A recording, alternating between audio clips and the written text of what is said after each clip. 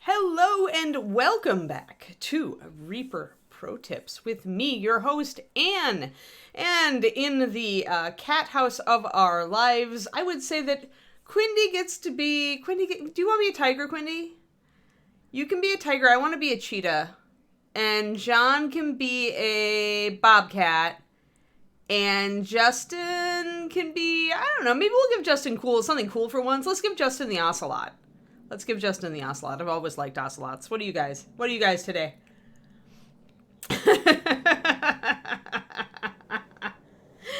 Had to do it, International Cat Day. Thank you for alerting me that it's day. Yep. In the cat house of our lives.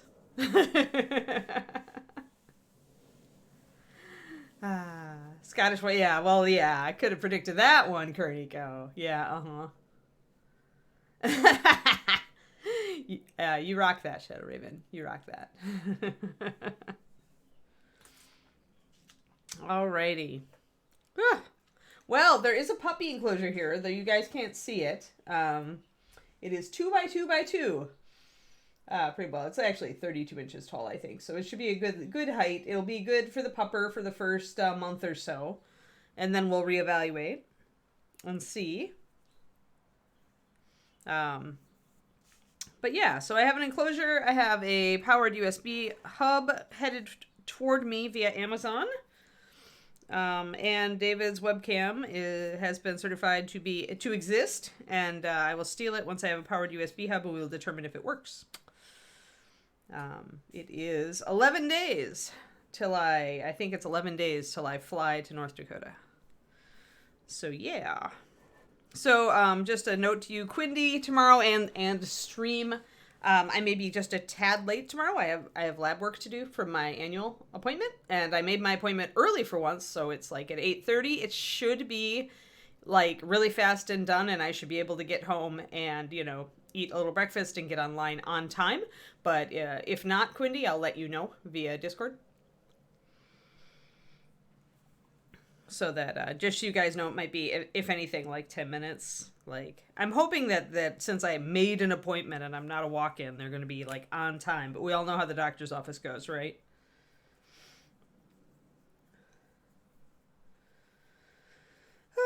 Good deal. All right, yeah. So, and I got my box of stuff from Reaper, so we've got a bunch of new models queued up for when we are done with these guys. All of these guys, because, Madame Delia is almost done. Kitty is almost done. And then this lady is almost done. Well, I am debating doing some basing on her. Giving her slightly better. There we go. Giving her a slightly better base. Yeah, no. Just thinking about that. All right, so we need to highlight old gem on the staff. There's still some highlights that I need to do on the purple there. I'll start making a list for this lady once I've got all this done. It's mostly little stuff. It's mostly just highlights on the blue that I put in. And once we've got all these runes done, she's actually, I didn't really leave a lot on her that really needs to be done. I will try to give her some eyes, though. Oh, yeah. Yeah, Quindy. Exactly. It is a bit crazy. Like, I keep telling myself I've got, 12 days left of sleep and before I have to start getting up in the middle of the night to take a baby puppy outside. We'll see. I tend to stop water a little bit earlier in the evening so that the puppy doesn't have to go 5 times during the night. So we'll see how it goes. We'll see how fast she adapts. But yeah, so I'm missing my sleep already. Like, that was my biggest thing, that when Kiri passed, I missed her bunches, but I got sleep. Like, I actually got to sleep. And that was huge. Sleep for the ultimate life hack, guys. I was born in the year of the rat. I'm okay with that, though. Rats are, inquisitive and curious and, opportunistic and stuff. Oh, if you want our, then I was dragon. Rat dragon. I'm a rat dragon. Just imagine that miniature. Alright, let's get some of this gold base mixed up. I'm going to use rich leather with 1 drop of something else. Maybe I'll go, instead of lantern, I think I am going to go with candlelight today. Candlelight is pretty much just a lighter version of lantern yellow. Because we want all these things to kind of stick out, I want them to stay a little lighter, so.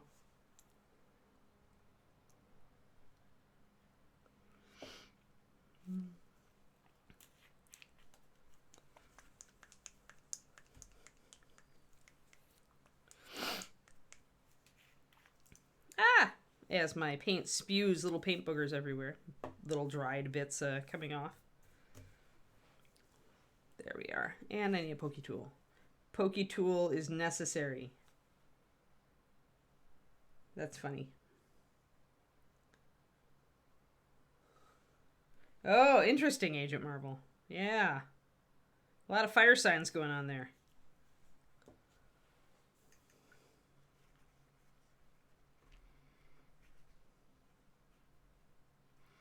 Technically, I'm one of those cusp people. Gemini Cancer, which means I'm just screwed up.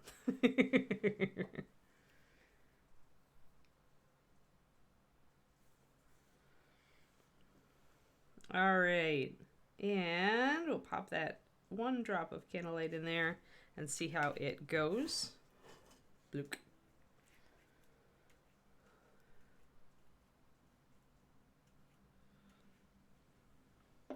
Hey, we learned that by reading The Secret of Nim, right? Like, everybody, I'm not totally outdating myself with that book. They should really redo the movie. Like, the movie is good, the original movie, but they should redo it. We should get a new CGI cool version. Much as I enjoyed the first one. I actually saw the movie first and read the book second. Which was unusual for me as a child, because I was much more into books than movies. I still am.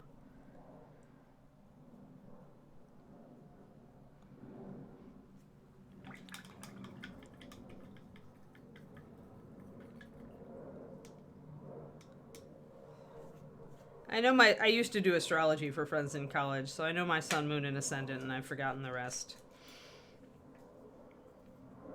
But it is, my sun, moon, and ascendant are pretty much valid from what I've learned.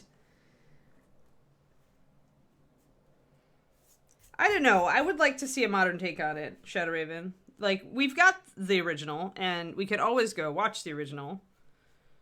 Because, you know, these days, media, they're out there, and they stick around. But I would like to see a modern interpretation, actually. Oh, Netflix finally got their butting gear and decided to do Redwall, huh? It's a shame that didn't happen when Brian Jacques was still alive. People have been looking at doing one for so long. And it just never came around. I hope they do it well.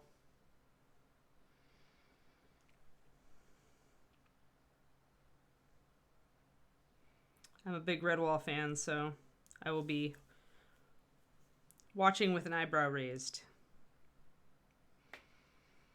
Waiting to see how they do it.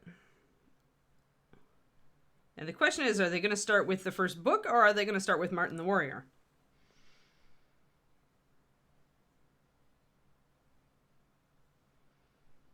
Double cat. Meow.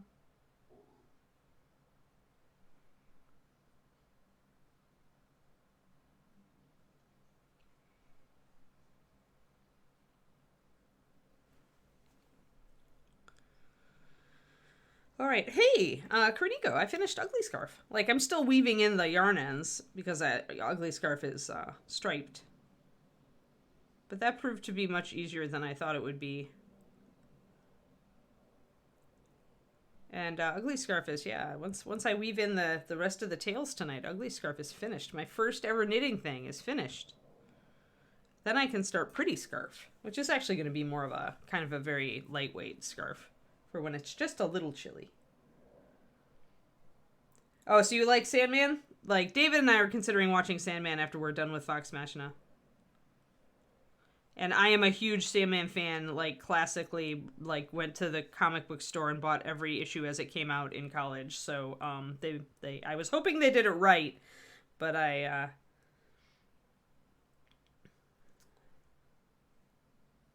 yeah, the Lord of the Rings one does, the Rings of Power, does look like an interesting,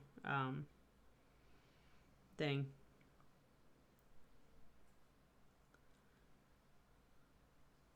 Sandman got over an 8.0 on IMDb, I think, so.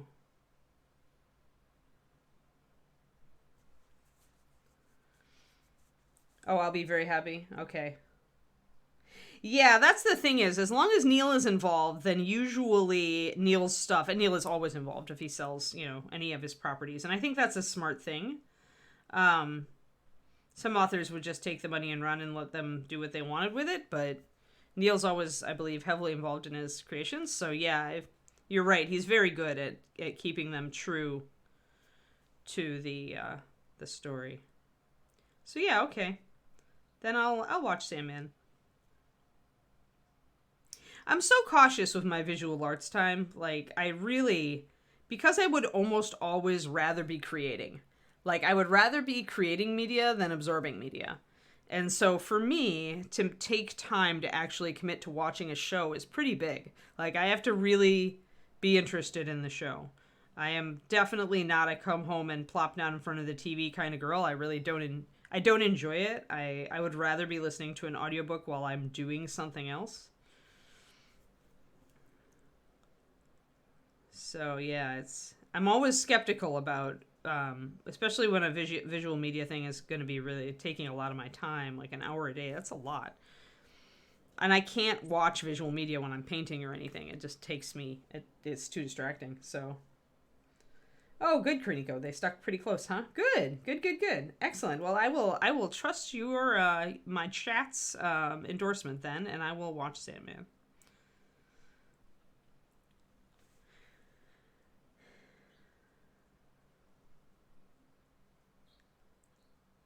Did they just do like the first story pretty much? Is it an ongoing series, do you know? Or is it just, did they decide to do the first Dream regaining his power kind of story?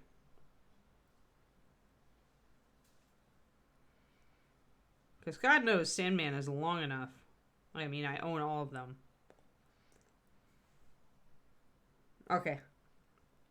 Yeah, it makes sense to only do Preludes and Nocturnes. I would like to see them get to a season of Mists. One of my faves.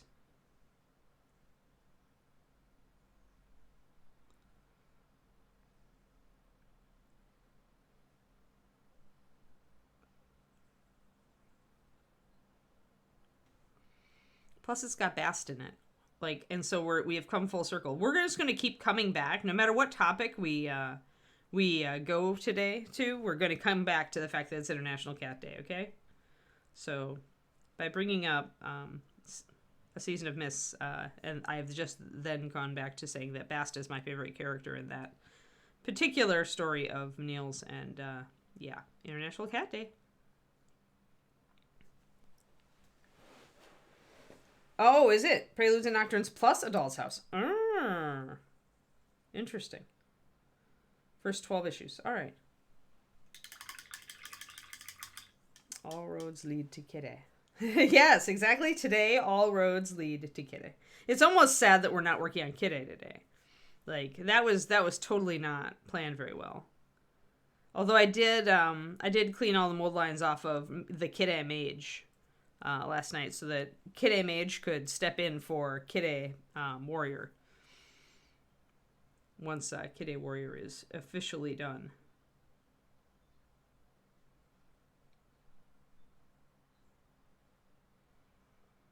There we go. I just want to get some nice solid. So I'm mostly going over these like a couple times. Like, you can see these bottom ones are darker, and I've gone over them an extra layer. I'll go back to the top and do that too. I just did the one layer. It didn't quite, on some of these thinner lines, it didn't look quite dark enough, so I'm going to go back up and get these guys. And that it still shows up. The underpainting ensures that it still shows up, which is our best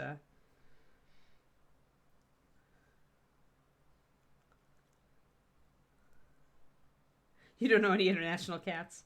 You know international cats. Kroniko's kitties. I mean, for her, they're national, but for us, they're international.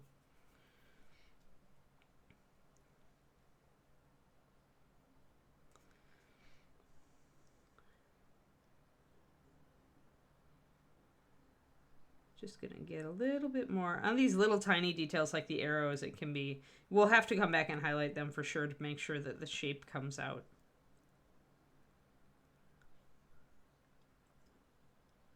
And chances are, since we're using a real thin paint here, even if I'm going over the lines a little bit, it's really not going to show up over this dark blue, or especially not going to show up over the dark red here, the purple. It's just going to kind of blend in. And once we highlight these symbols, like any kind of blorfs are going to be rendered, you know, unseeable unless you look super close. If you were doing this for competition, you'd go back and kind of, you know, touch up those edges, make sure all your shapes were crisp. But here, for, you know, for pure display enjoyment purposes, we don't have to.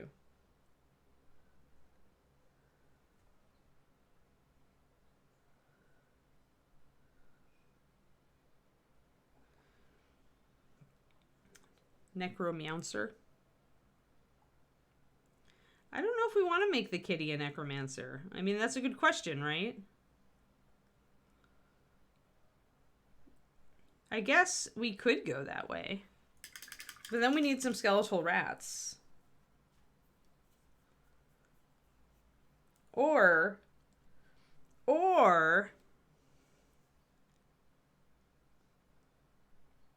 I'm getting an idea. I would have to find them. But with the Kittymancer, we'll just call it that, I do have somewhere Dark Sword's skeletal cats.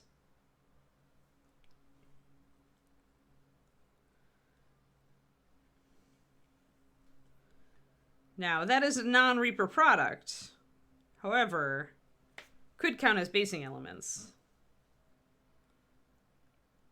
Maybe. So if I can dig them out, they'll be fast anyway. Maybe we'll do some skeletal kitties. If you guys really want the mage to be a necromancer. Kittymancer.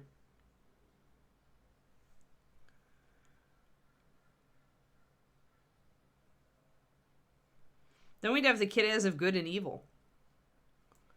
Because we'd have our paladin kitty, paladin warrior kitty. And we'd have our necro kitty. And that actually might work. Oh, I have my extra models. I actually showed them off. I showed off the new minis on my personal stream on Saturday. Otherwise, on this stream, I usually keep them a surprise until we're ready to start them.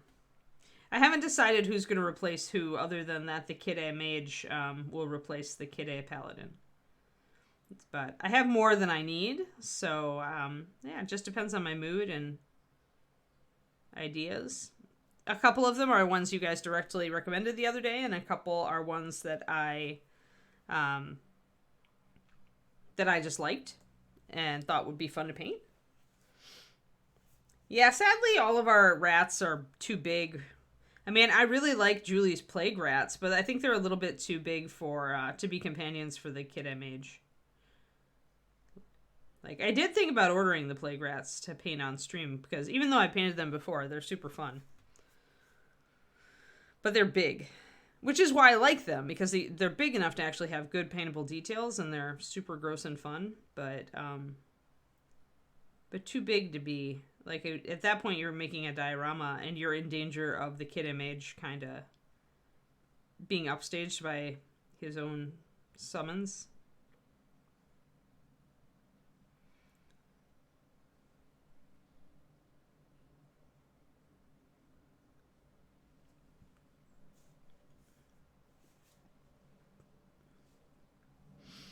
Yeah, those rats are huge, but I really like the size, though, Julie. Because they're so... It makes them easier to paint. Because the details of the pustules and the everything, like, you can see it, right? If they were any smaller, it'd be really hard to see that stuff. It'd get kind of muddy. The detail gets kind of muddy on smaller stuff, I find. whereas the bigger stuff is really, like, those rats are super fun to paint. Everything is very clearly sculpted, and they have cool attitudes. Like, I just like them. Weirdly, they're some of my favorite models of yours. I remember painting them when I was at Reaper and staff painting when they first came out, and I really enjoyed them. And I don't remember painting a lot of models. Like, there were a ton of models I had painted for Reaper that if I tried to remember what I was doing when I was painting it, I would be like, blank, total blank. But I remember enjoying those plague rats. Hey, HM Road Dog, thank you for the Prime sub. 32 months is pretty insane.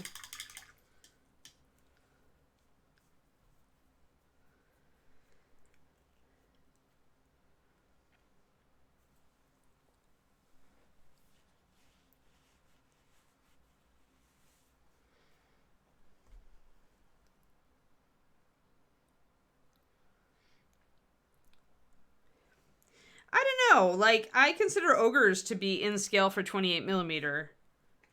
They, but they do mimic the same scale as 54 millimeter models, right? So that's where it gets kind of confusing. When you've got a humanoid, like a giant who, you know, is 72 millimeters tall, but technically it's in scale for a 72 millimeter model, but it really is a 28 millimeter scale model, hypothetically. You know, I think you get very blurry lines there. That's usually why when I tell people that if you want to practice bigger, like, faces and stuff, get ogres and giants. Specifically the females and the giants, because the males all have those big beards, unfortunately. That makes it very hard to learn to paint faces with those models.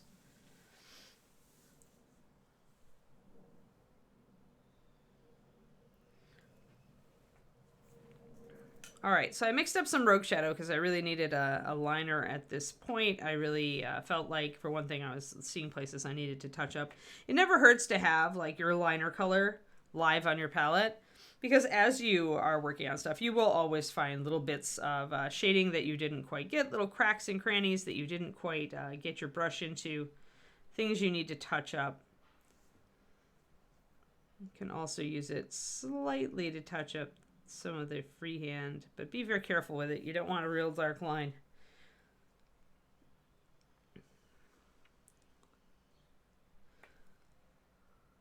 So I'm thinning this 2:1, but I may actually thin it just a little bit more so that I can kind of touch up and tighten up my freehand without really being evident that I'm lining.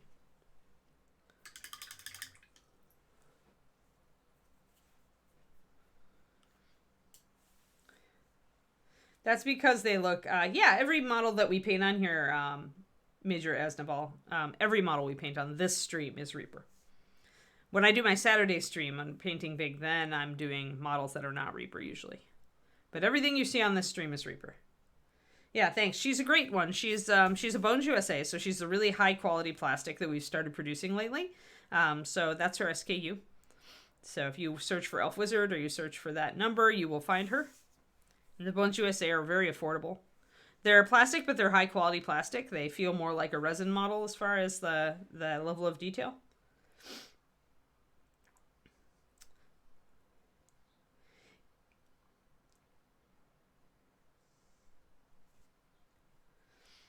But yeah, I kind of like that. I mean, you could paint the ogres either as hill giants or ogres. I mean, I think that's valid. 30008.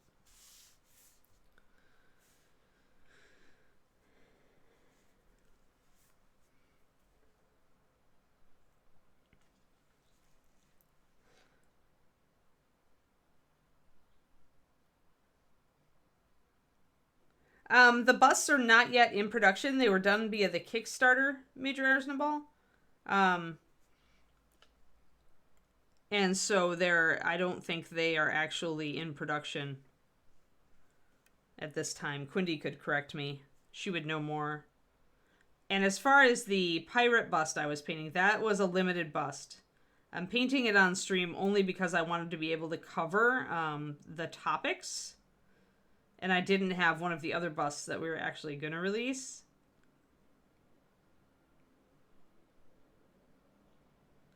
So that's why I'm using the pirate bust. But that pirate bust was a ReaperCon only. We're trying to convince Reaper to bring it back, but I don't know if they will because it was a resin. They'd have to make molds. Thanks, Quindy. Yeah, I didn't think they were out yet. Sometimes, depending on shipping and production issues, which are rife, have been rife at least for the last couple of years, it takes a while to get some of these products into actual production, like actual for sale mode. So, but that said, there are a lot of beautiful busts all over the world. I buy a lot from Ignis Art and Big Child. Those are probably my two favorite companies for busts these days, although I've gotten some Kickstarter ones lately that were really good. And some 3D printed stuff out there is really good too. Not on the list yet. All right. Yeah, sorry about that.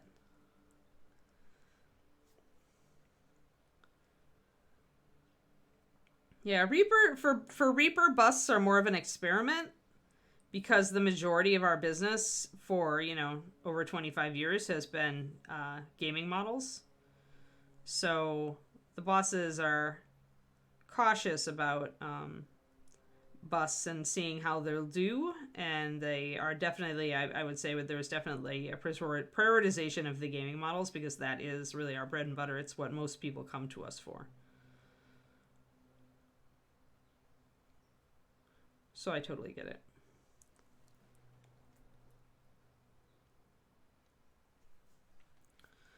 But yeah, I do recommend those other companies. If you want to see some beautiful models, they are not cheap, but they are there. There are also, if you want a starter bust where you're just starting to get into busts, look at Hera, Hera models. They do a thing called academic busts, which essentially are super simple busts that you can just practice on. And they're much more inexpensive. They're meant to be busts that help you get into that part of the hobby. So I'd recommend Hera as well.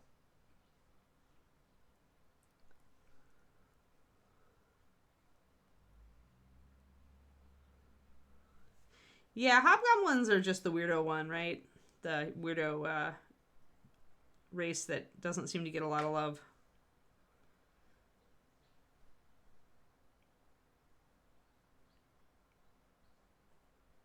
And bugbears.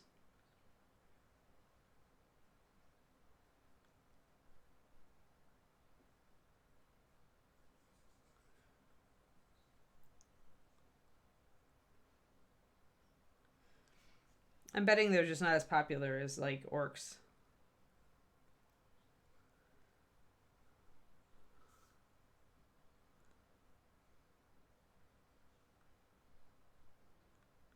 Just going to bring in a little bit of shadow here to bring out the center of that a little better.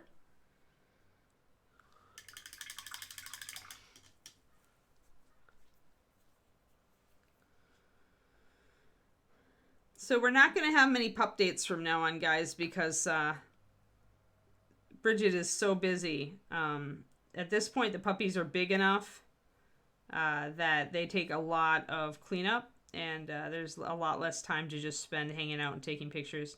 She's also been having people over every weekend to play with the puppies, so they get socialized with kids and with different people, wearing different sorts of things, and, both guys and girls. And so she's spent all weekend having people pretty much in and out of the house.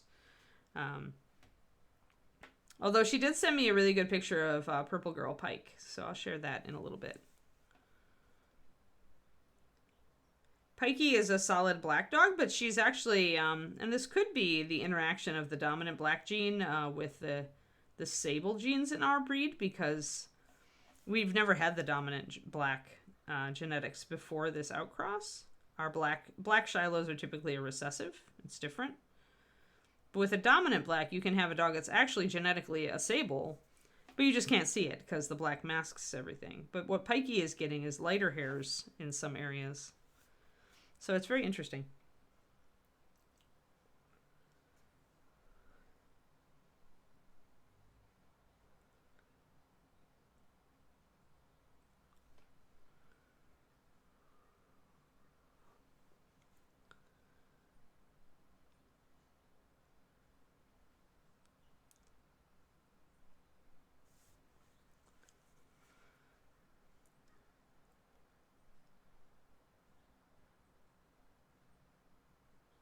That and Bridget's starting to get really sad that the puppies are leaving. Like, there's so much work, but you get so attached to little buggers when you've raised them from being little podlings. Little podlings into puplings. And then you have to say goodbye to all of them. There we go. So we've got a nice solid, you want a kind of a caramel color. And then you can go and I will do shadows. So we do still need to do shadows on these if we want them to look like NMM.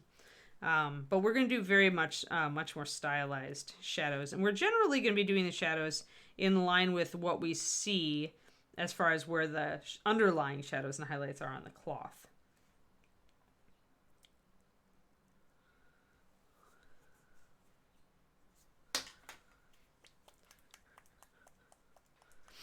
So we're going to use russet brown, but I'm going to mix a little bit of my rogue shadow in, and that's 91.99.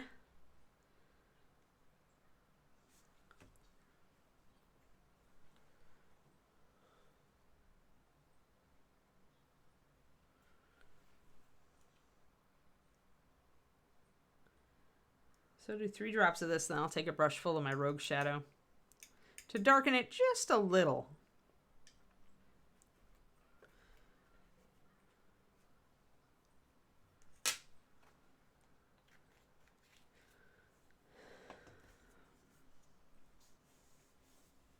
Let's see, where's my brush?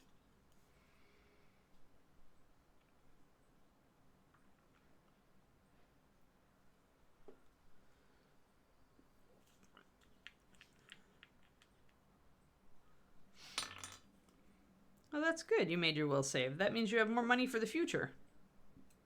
Future miniatures, that is. I just started my new financial system, which I wanted to get in place before I started doing the books. Because you guys know I'm a freelancer. I mean, I get paid, I'm a part-time Reaper employee, but most of my money is from my Patreon. And I really needed to organize it better. Because it's so hard when you're a sole proprietor and you're just like, all the money goes into one account and then it runs out, it goes flying away. And you're just like, where did it go? So I adopted a new financial system that's pretty much for entrepreneurs. And I'm excited. For the first time, I will be like actually assigning money to pay myself and assigning money to like expenses and stuff. It's pretty neat. I lost my brush. No, where'd you go? There it is. I'd always been setting aside money for taxes. I was always good about that, but I was very bad about setting aside money for retirement. Like I would just make a contribution at the end of the year or whatever, or the beginning of the next year. I was very bad about it. Yes, and there's my Patreon. Patreon.com/paintingbig. It is an excellent value with a ton of content. I just posted up a $2 video on painting transparent models. So you guys can stop bugging me about that now. I've got a transparent model thing free on my YouTube, and I've done it on this stream, and now I've done a Patreon PDF on it, or a Patreon video on it. So no more transparent models.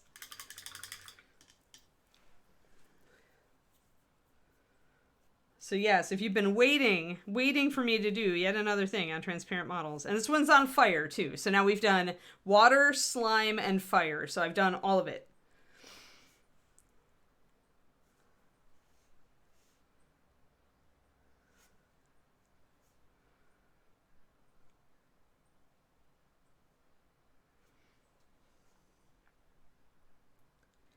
No, I prefer to paint those opaque.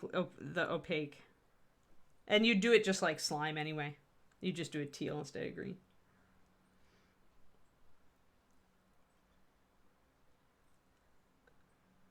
Thoramel, I also do not like them, but you can get some pretty cool effects painting them, and it's really fast because you don't do much.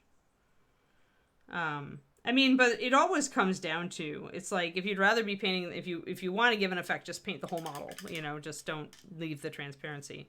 If you want to take advantage of the transparency because you're trying to paint a faster gaming model, but still make it look a little cooler, that's when you paint the transparency. I mean, as I say in the video, like, you never forget what the purpose of the transparent models was. They're not painted, like, they're not really meant for painting. They're meant so that you can put a fire elemental down on the table and it's all, like, transparent and cool and looks like fire.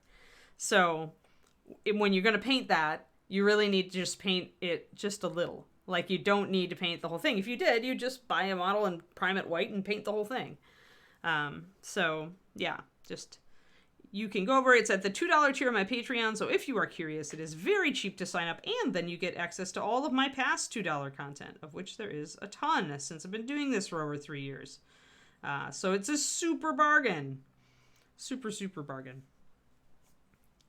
All right, so let's get this shadows going on. I'm going to thin it.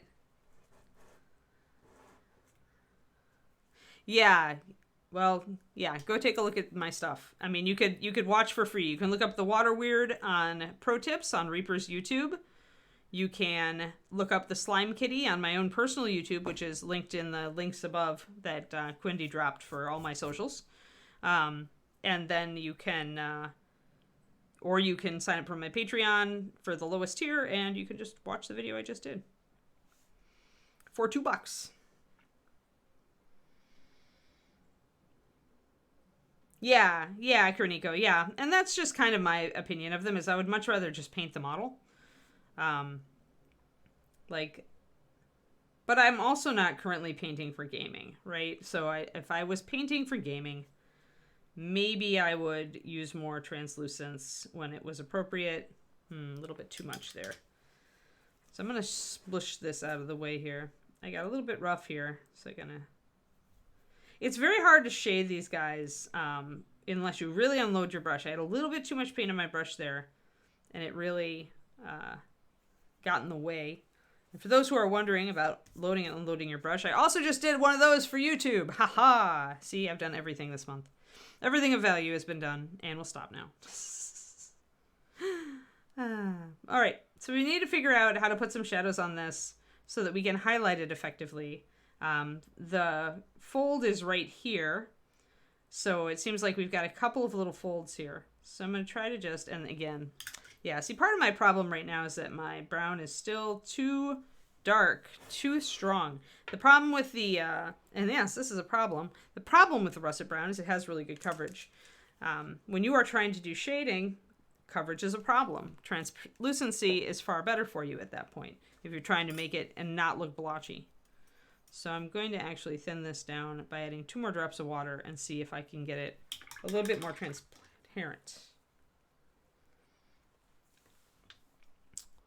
But yeah, I personally do not enjoy the transparent minis, but that's because I'm a painter. I like to paint things. And the point of the transparent minis is really not to paint them. Minis for people who hate to paint. But that said, Water Weird and the Fire Elemental and Slime Kitty all do look cooler with some paint on them. So I will grant that. Let's see, is this going to finally give me... See, I still feel like this might be too dark. I'm trying to get... Oh, that's all right. Trying to get a shadow where I can blend it in. So I'm putting that shadow. You can see how I darkened down part of this. Now here is another shadow. I'm kind of mimicking the areas where there are folds. You don't have to be perfect about it. You can always come in and doctor it a bit with your highlights. So here, we're going to bring it down here. And the other key, the reason that I'm not using like a straight up very dark color here is that, again, I want it to show up. My underpainting needs to still show up. So I need to have a darker shadows, but I also need to be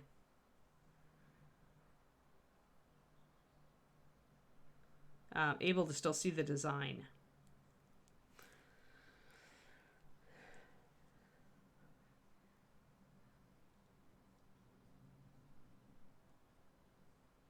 Yeah, that's the thing about the fire technique I show on the video is like, if you want to make the transparent model still transparent, you have to paint it not like fire. That's the other thing about it. Or you have to put an LED in it. But I go into that. If you're really curious about all of the ins and outs of painting transparents and why and wherefore, then go and catch any of that video content that I have done on the topic. If you really want an in-depth, like with like step-by-step examples, then Slime Kitty is probably where it's at. That's an hour and 20-minute stream all about painting one transparent model.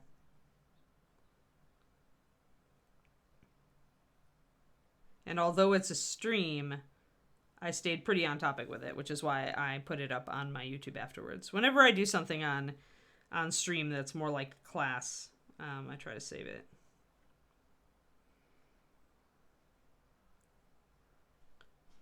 Most of my streams go off into the ether, though, because I'm really concentrating on shorter content lately. So that actually looks really good, the one down here. Like, it's really emulating the shadows under it. And this one's looking pretty good, too. That one.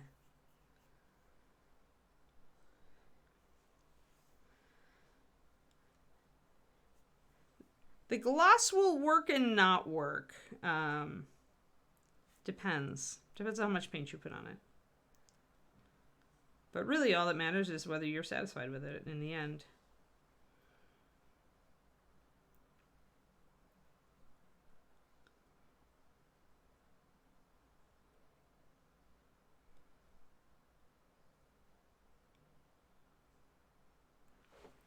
All right, so again, shadowing, and then a little bit lighter here.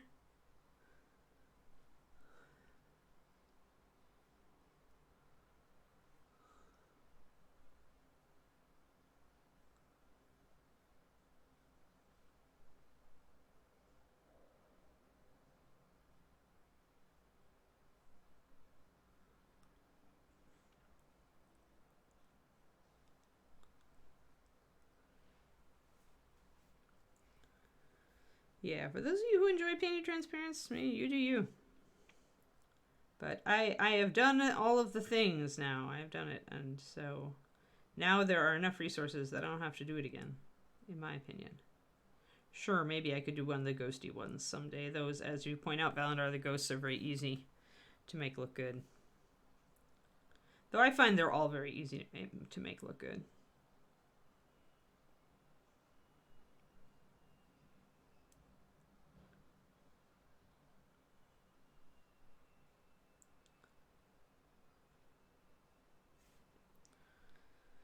All right.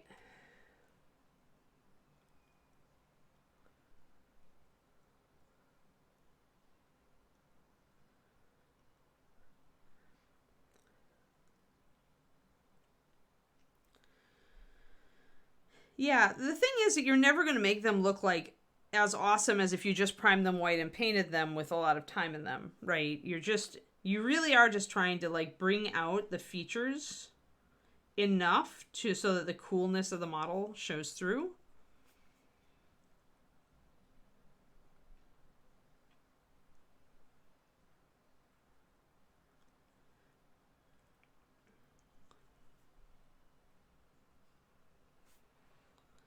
Let's see here a little bit here.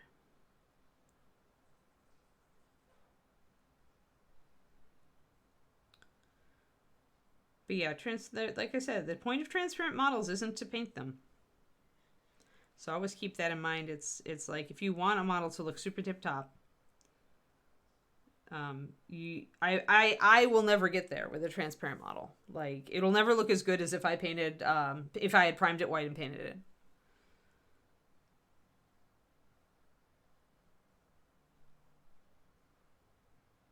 They're a cool novelty, and they're interesting to work with. But I think the best results might be with the LED sunk into them.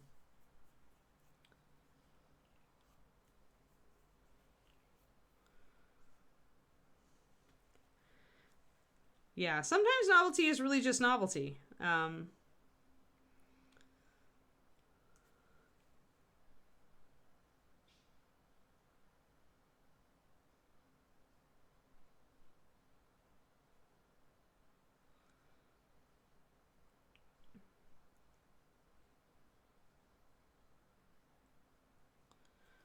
Alrighty. There we go. Fido's got a darker head now. Okay, so we've got some nice shadows. I think the only one that I'm a little bit dissatisfied still is the one that I did first, so I'm going to go back and do that. But you can see how now we're getting some dimension, right? You see the folds. You're seeing shades and highlights. Always shade, shadow, and highlight your freehand. Otherwise, it tends to look very flat, weird, and artificial.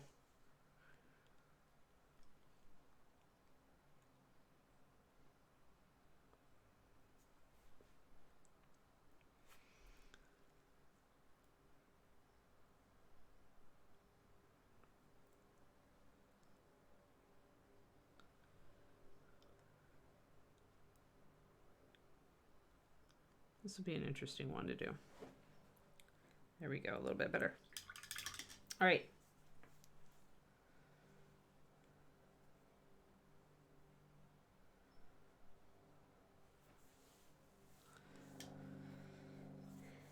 Alrighty, let's get some highlight color mixed up. So I want to take a little bit of my initial mix of Candlelight and Rich Leather and transfer one brush full of that over and then load it up with Candlelight.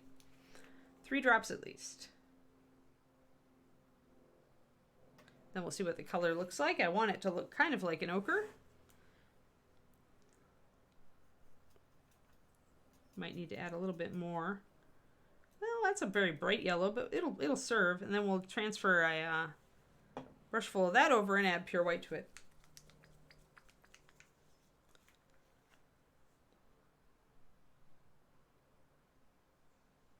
There, 3 drops of pure white. We get our water and thin some of this stuff down a bit.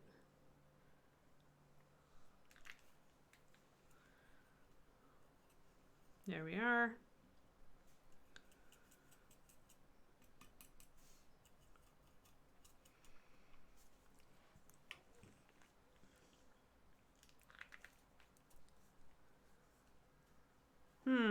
That's a good question. Quindy, do you know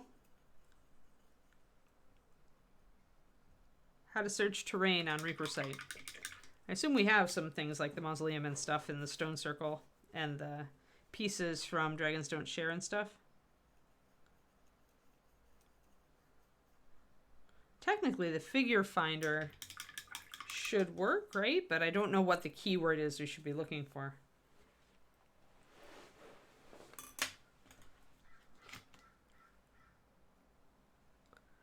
Okay, now we're going to come in with some highlights. I'm going to test this yellow. I kept it pretty bright because it does have to go over the darker color that I started with. Oh, just search terrain. reaperme.com, search terrain. There we go. Quindy gave you the link.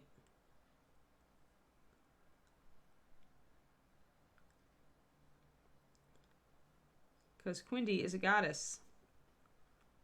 The goddess of finding stuff.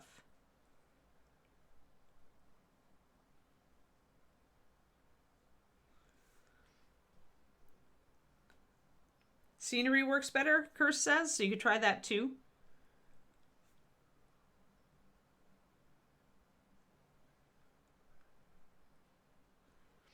So if I want to make it look like some of these symbols are standing out a little bit from the cloth, then I want to highlight them that way, but otherwise I just want to highlight in tune with where the highlights are falling on the cloth itself.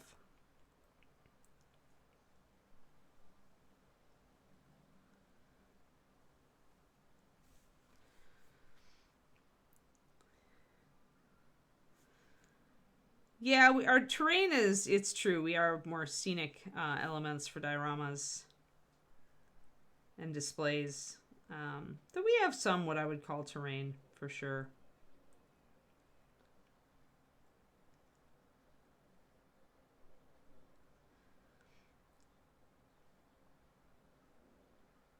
I mean, you could definitely use the ruins from the Dragons Don't Share as terrain in a wargame.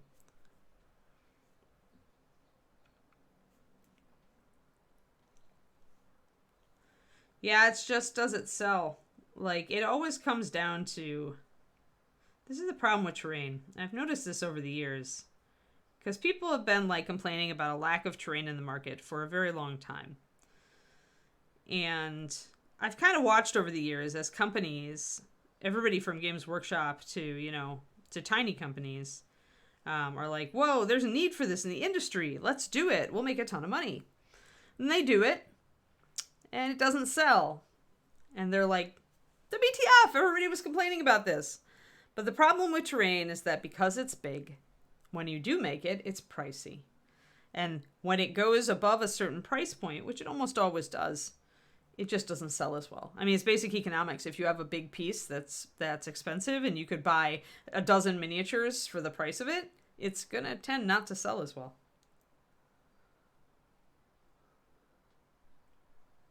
Yeah, I mean, you can do that. They're not as nice in a lot of ways, and sometimes they're not in the right scale, but it is a way if you just want cheap terrain. The problem is everybody wants great looking terrain, but then the price for that great looking terrain is very high. And companies that try to go in that direction tend to just end up either going under, or they just, if they're a larger company, they tend to cancel terrain pieces. Yeah, the circle is definitely a good terrain piece, but we don't have a ton of it. Reaper will always make sales decisions based on what's actually selling. So if terrain was going like gangbusters, we'd be doing more of it.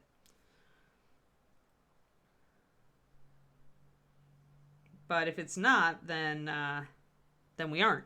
And it's why Reaper is still alive after all these years, is the fact that we actually, we don't always just follow our pet project. We actually follow what is actually selling. We give things a try. We give them a chance. But yeah, at the bottom of the line, at the end of the line, it's always the bottom line.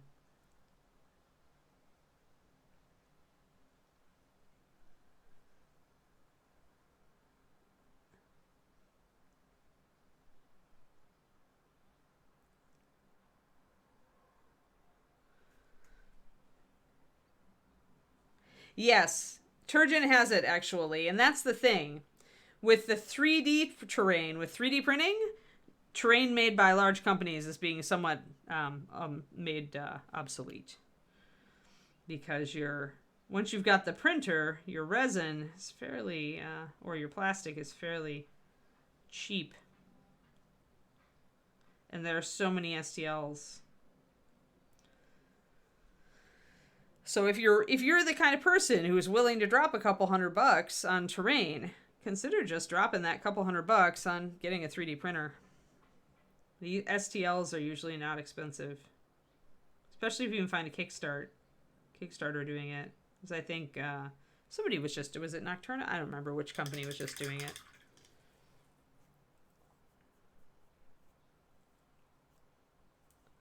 Yeah, to a point, right? To a point, Kerniko. I find that building really nice terrain takes a lot of time and effort, and it's not always easy. I mean, it depends if you're using like plaster and plaster cloth and cork, and you're sculpting features, and it can be quite intensive, labor intensive. Most people who want a nice terrain piece,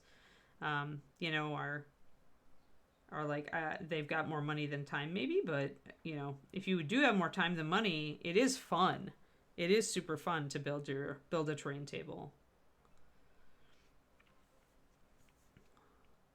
So we're bringing in some highlights here. I'm using a combination of my really bright yellow, which is my rich leather, combined with a lot of candlelight, and my that with a lot of white added to it to bring out pieces.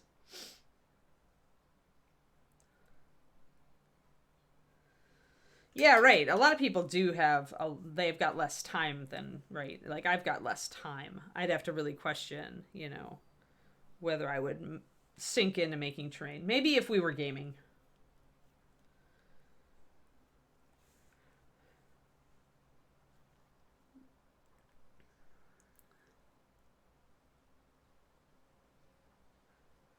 Yeah. Yeah, there's definitely all sorts of things and ways. But I do find that whenever companies have made a lot of terrain pieces, like Dwarven Forge is probably the exception because they're focused so much on like the actual game, like building dungeons and stuff, right? Which actually there are people interested in that, and they've made a pretty good, living out of it.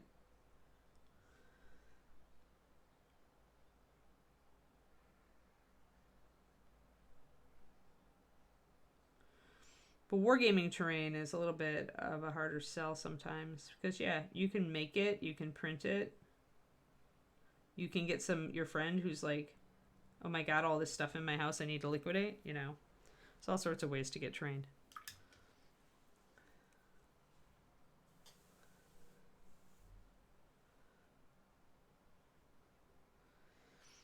Yeah, we bought a lot of Dwarven Forge, but then I ended up just foisted it off on people when I moved. Like, we just never used it. And I was getting a lot more hardcore about what I let accumulate in my life. The problem with the Dwarven Forge is it was useful if we were gaming at home, but it was very hard to bring anywhere. Because it was heavy. Heavy and bulky. That's what makes it really good for building boards, though. So it's like it's all... Does it suit your gaming lifestyle? I guess that's the bottom line, right?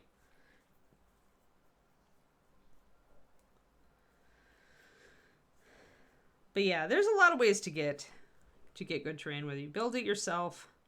If you want to build some really cool looking stuff, then get the diorama book from AK. They are talking about dioramas, but all that stuff you could use to build some really cool scenery and terrain for war games.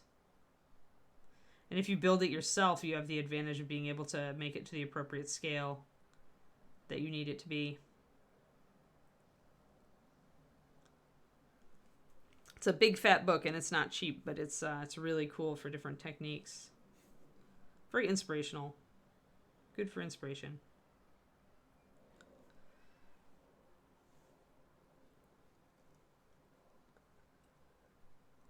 Yeah, you're a dedicated lone goldfish. I found it just like hard to now, given I have, a back pain. It was a little harder for me to like carry it around.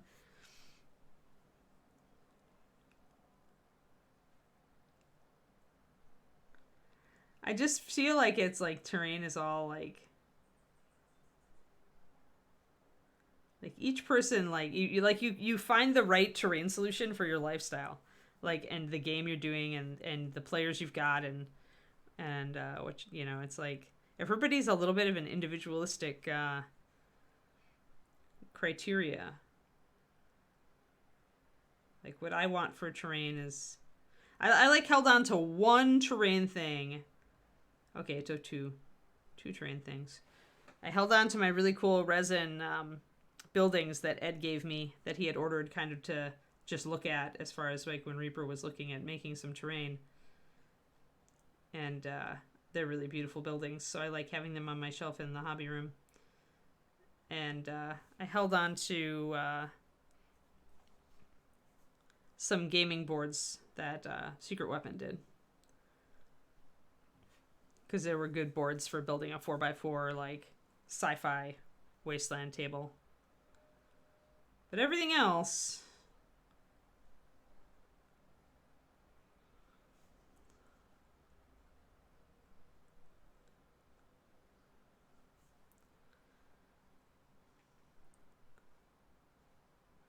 Yeah, traveling GM, I bet. Yeah, exactly, lone goldfish. It is heavy.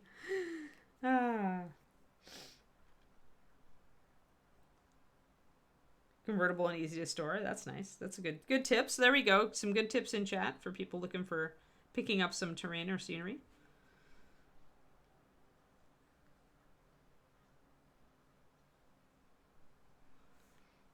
So just highlighting in line with surfaces I've got. I will bring in a punchy bit of white at the end to in just certain spots, just to bring those up, just to bring it more in line with the gold up here. But this gold, I feel, shouldn't be as punchy as the actual, like, I am super shiny gold up here on her, where it's actually metal on the shoulder pad. Yeah. Right. If you can store it at the house of the person you play at, then that's, of course, awesome.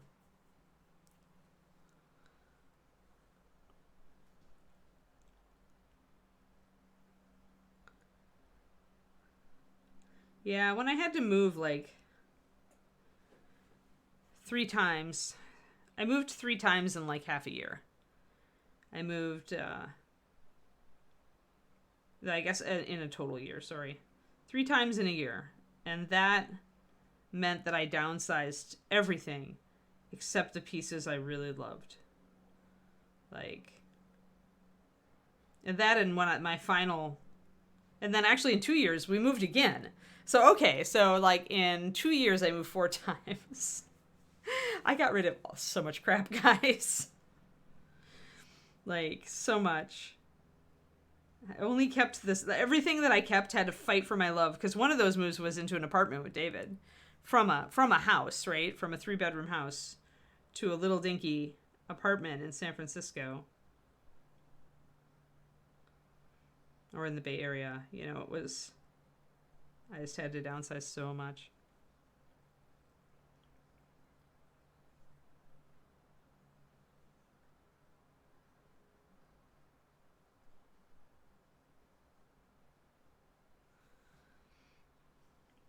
There we go.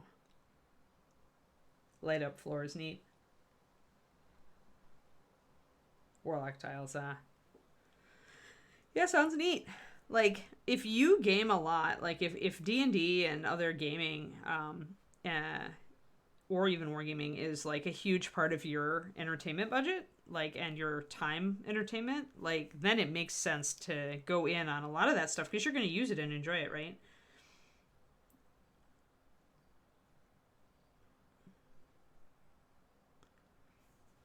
I just found I wasn't using it very much. I mean, even now, like, we've put off starting our gaming group out here just because we were all so busy.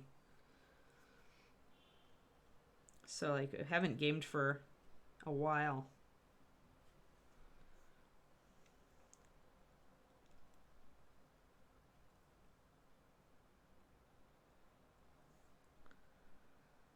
All right, so there's a little bit of light falling in here. With these thinner lines, I'm using the lighter color more than, or a mix of my yellow and my yellow-white. Because the thin lines, I really need them to pop with just a little bit of color.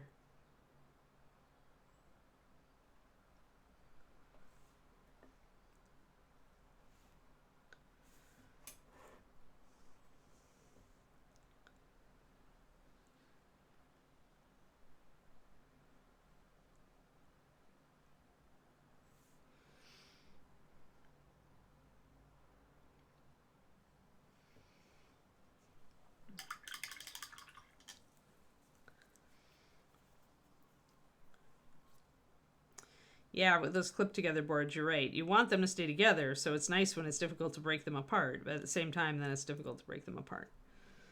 Yeah.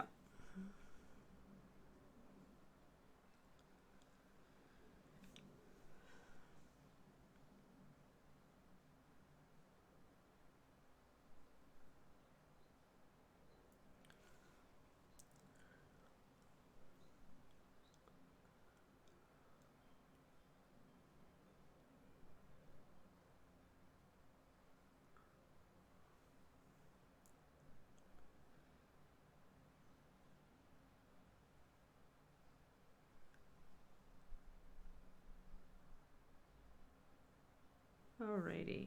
Just trying to figure out, this is a difficult one. Trying to figure out where my light should be, but I think I am going to light up all these little feet. Just a little bit. There. Makes more sense.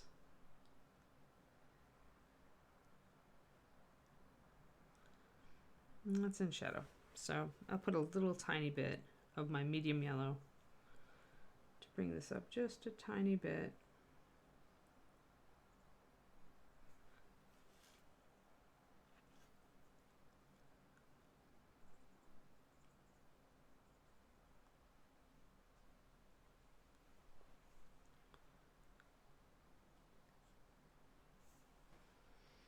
Like that.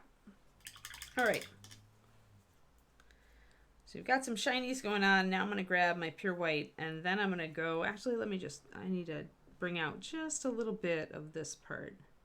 Sometimes I just spot like a part that just needs a little highlight, because sometimes you put a highlight in because it would actually have a highlight, and sometimes you just want to highlight because you've lost a lot of your details. So I want to indicate this bar here.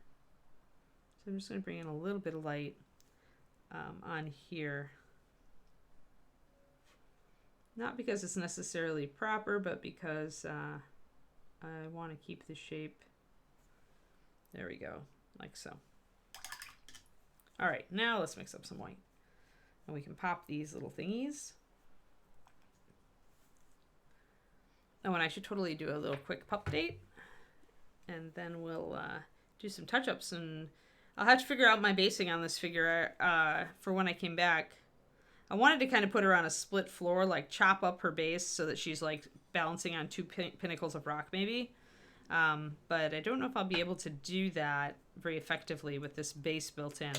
But first, let's see here. Where's a pup date? I did buy a crap ton of dog food yesterday. Yeah, a crap ton of dog food. Tons of dog food. Delete. Let's see here. I want Pikey. There's a very, very nice picture of Pike. There we go. So we had nice pictures of the other two. But here is a good picture of Purple Girl.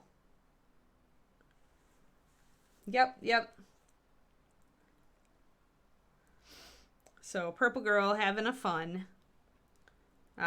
She's the one we're not really considering her. A lot of her features seem a little less shepherdy, but she is really cute. And look, you can see the lighter hair popping in around her eyes. Dogfather, I've done Purina Pro Plan for a long time. Our other dogs went back and forth. Early on, we were using like Taste of the Wild and some other brands. But in the end, Purina does a lot of science, a lot of research into their foods and have done for decades. So our dogs always did very well on Pro Plan.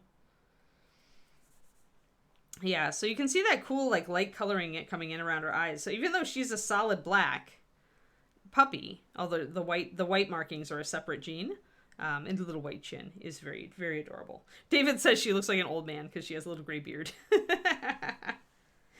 So yeah, I think the other person who is on this litter for a girl, I think really likes Pike. So we'll see. But yeah, we'll see how she does. But yeah, it's really interesting. She's getting the light hair there and a little bit up on her ears too, which is unusual. Like it's like technically the solid black should dominate, but it's almost like she's getting some sabling. So I'm really interested in what she looks like as a grown dog. But yeah, so let's see here. There's got to be more puppies. Real quick. Oh, interesting. Enrichment toys. So, pacifiers. Let's see. All right, so she froze and lightly thawed some canned dog food. And essentially keeping the puppies busy. Oh, and there they are. There they are, all enjoying their little toys. Trying to figure them out. Trying to figure out how to get the food out.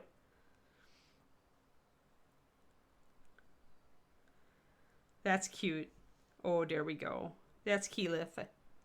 Keyleth eating hers. So cute. And of course, because it's partially frozen, it'll stay. Like, it keeps them busy for a while. When you need them to be busy. So maybe I'll have to get one of these. If the puppies all really like it. Oh yeah, there's everybody eating their food and their little foods. Yay. Person holding it. She had a lot of people over yesterday to play with the puppers. That's Grog, I think. Oh, there we go. Nom nom nom. Oh. There we go. Pup date. Yep, that's Grog with his. Now everybody's bored. Oh. Sniffles. Oh, we just got kissed. We just got kissed. Grog really likes his. Oh. When they bounce. Oh, there we go. Pink girl. Oh, there's my favorite. She's like, mine. Puppy chaos, guys. Puppy chaos. That's what we've got. There we are. Y'all got video and everything.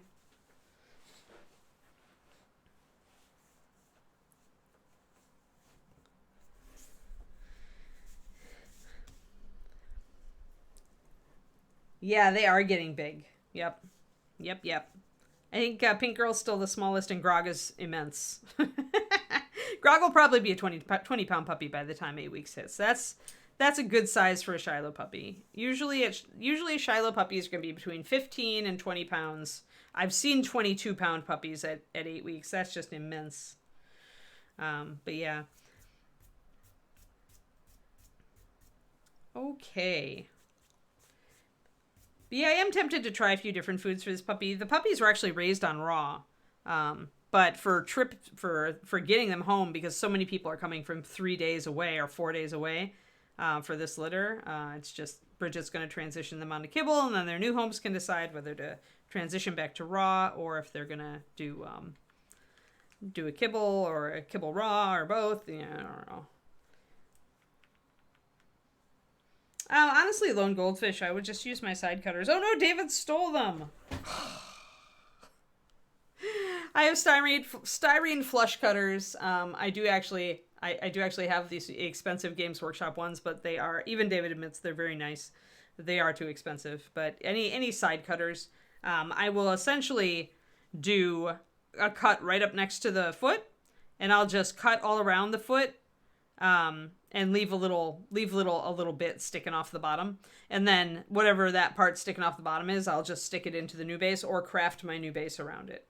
I don't like to cut it level with the feet unless I'm really gonna rebase it. If it came down to cutting it level with the feet, I would actually just use green stuff to make a whole new floor out of this.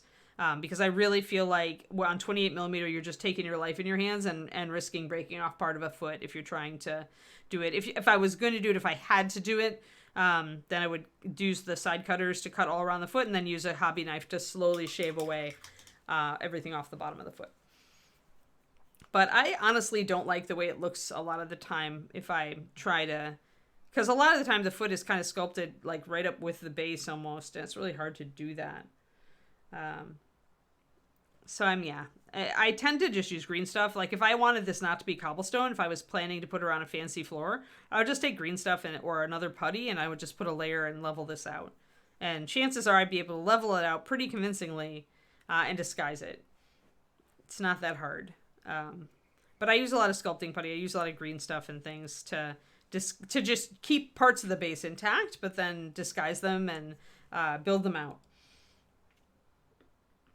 But yeah, be careful because some of this stuff is brittle. Like Bones USA is more brittle than say regular stuff. So when I start cutting, I'm actually going to start cutting way over here so that if I get a shear or the plastic cracks, it's not going to impact the feet. You want to start far away from the feet and then slowly cut back in small pieces.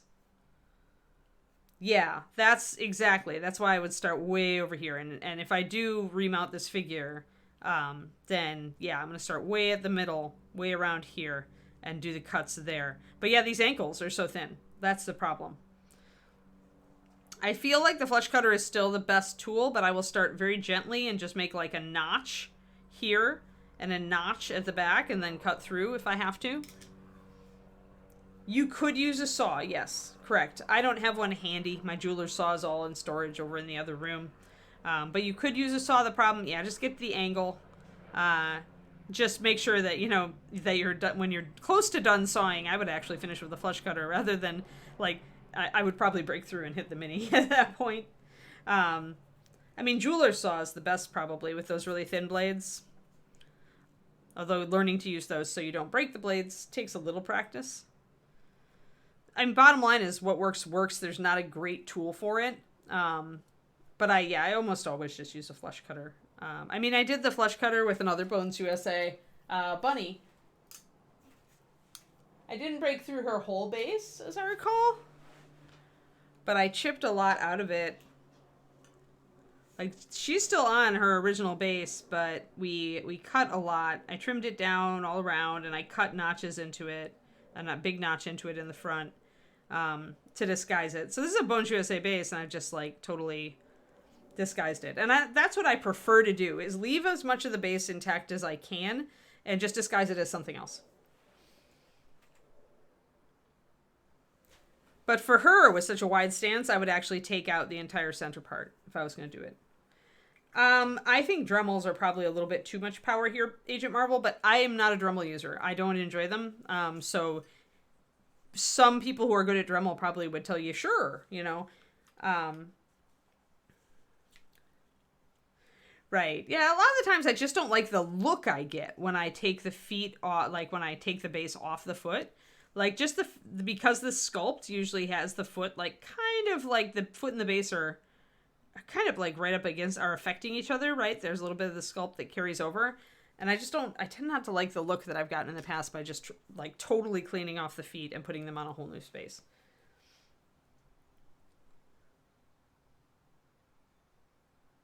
Oh yeah, exactly. David is totally stealing all my stuff. Well, right now he's working on Games Workshop minis, so he needed the side cutters. He doesn't have a good pair. He's tried using his crappy side cutters, and he tried my GW ones, and he's like, oh, these are very nice. And then they just continually go missing. That's fine. I mean, turnabout is fair play, and I can steal his stuff too. That's what happens when you get married, right? All your hobby stuff intermingles. All right, let's get some white on this subject. We're almost done with the stream, and I want to get these little things touched up. But yeah, I'll have to plan the next stream to be basing on this.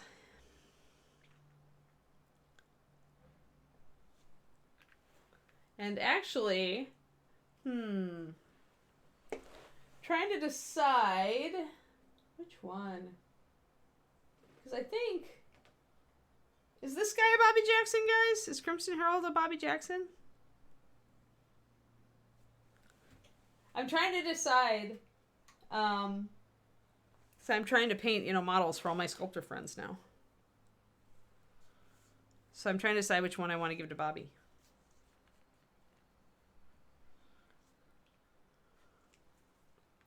Get my pure white up here. Yeah, it is. Oh, good point. I could have checked the base on that one because I didn't paint it. Good point, Lone Gold Wolf. Gold Wolf. Oh, Goldfish. Because it's Lone Wolf, right? So, and then Goldfish.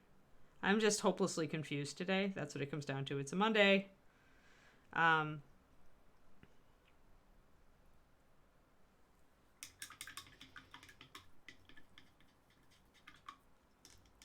Oh, brushes we don't do that. That's one thing that David and I do not do. Like, that is something we would not countenance. Neither one of us wants to take the brushes of the other one. Like, brushes are sacred. Like, if David was prone to stealing my brushes, we would not be getting married. All right. Shinies. Time to put the shinies on.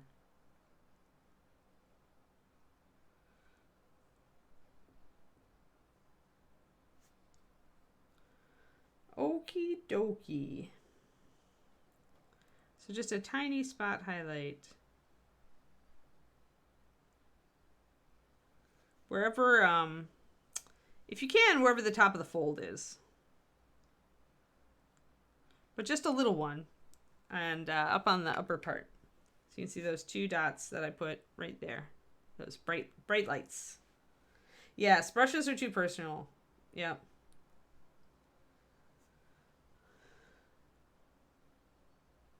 I agree.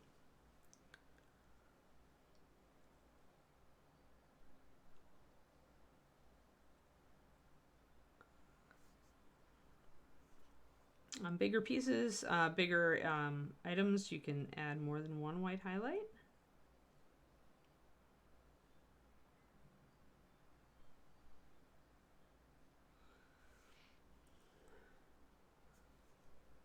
Those got a little small, so I need to come back in. Yeah, we just keep our brushes to ourselves. I've got a set of brushes that I've set aside for oils, and I've got, my brushes that I have over here on my workstation. I've got my brushes that I use for acrylics in the hobby room, and yeah, I've got all these sets of brushes.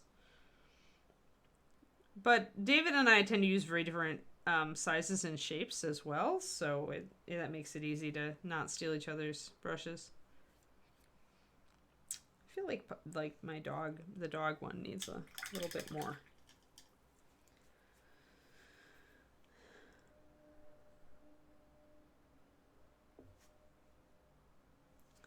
A little bit more highlighting on Mr. Puppy here. He's got just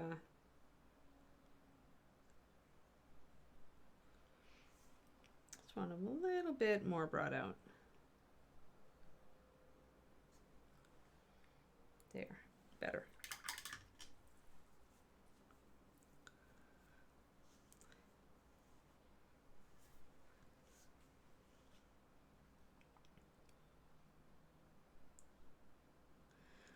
So yeah, I'll have to figure out if I'm going to do a base on this one.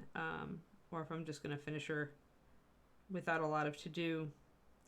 It's coming. ReaperCon is coming, so I need to essentially finalize a bunch of these and get them to ReaperCon.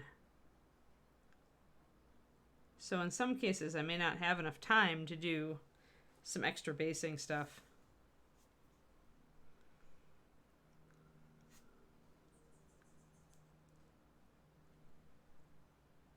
Especially with the weak interference from the pupper, going to get the pupper. There we go. Bright, bright, bright.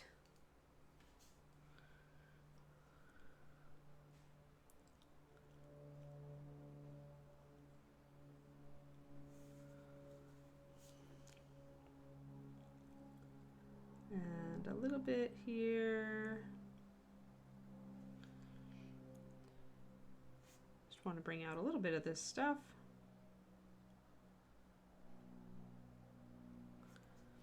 In line with that. And then this one is last. Yeah, she looks cool now. She's got a proper mage back.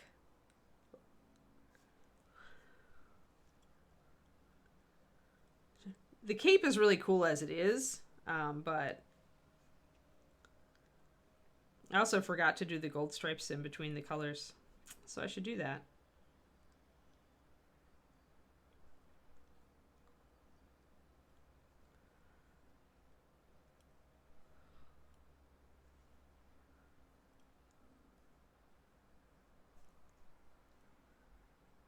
That's pretty. So just to show you remind you guys what I'm talking about. I did have some lines, some panels here that I left dark because I was gonna do them gold. Thanks, Chromatic.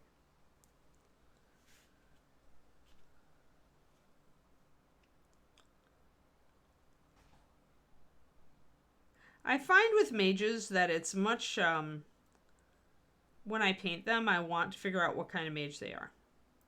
And that's kind of the first, often the first criteria. Is, okay, who is this person and what kind of magic do they specialize in? And I find it's more rewarding that way. I get more excited about the character. I have more insight about what sort of colors I would use for that sort of character. So just a little bit of highlight there to bring up that part of the cape. Do one more, then assume I'll do these last two off camera probably.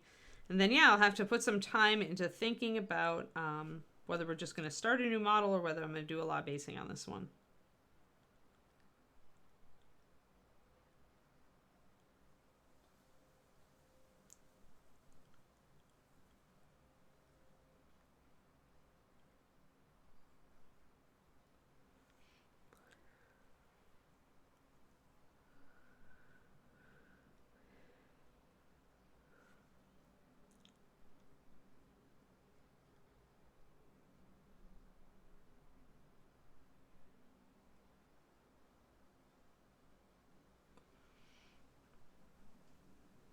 And a little bit more down here.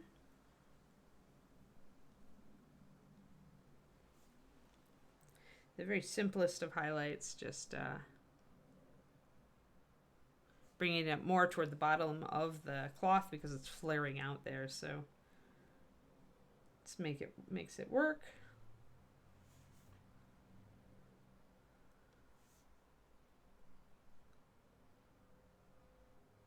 But that's why, actually, this one is, I'm basing this off of being a celestial wizard, Valandar. This model's concept is directly taken from Warhammer Magic. I really liked the Colors of Magic thing. I mean, you could always choose not to follow it if you didn't want to, but I thought it was cool. I had fun with it. Because Amethyst Wizards, all about it.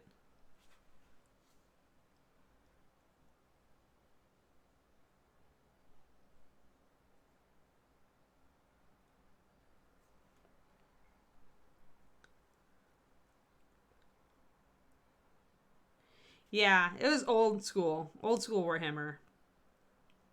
Very old, like what, 2nd edition? 3rd edition? Back before well before Age of Sigmar. Back in the Dark Ages.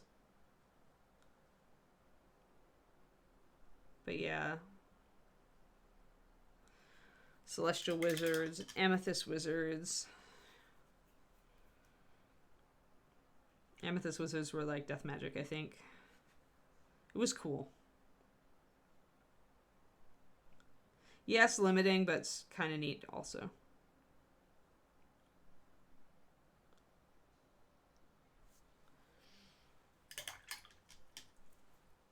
Fourth or fifth. Ah, okay. First, I see. Yeah, I've played Warhammer Fantasy Roleplay. Like, back in college.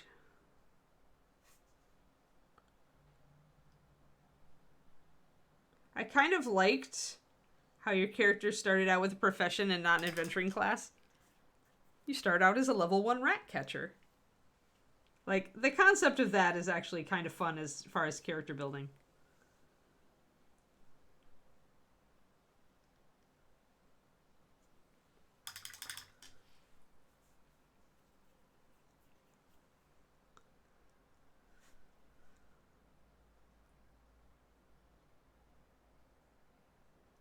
Alrighty.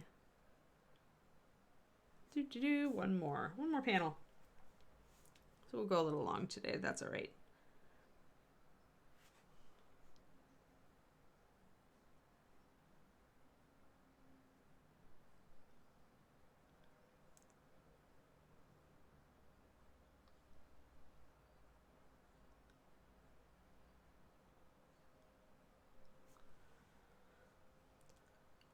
Yep. Right.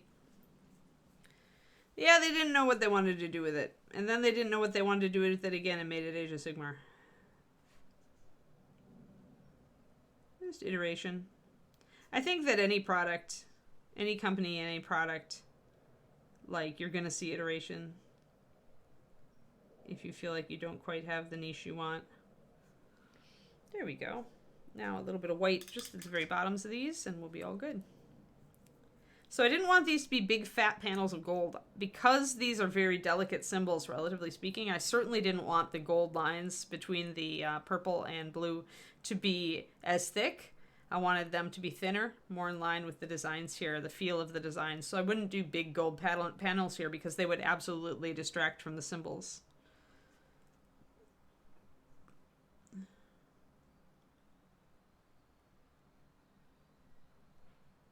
There we go.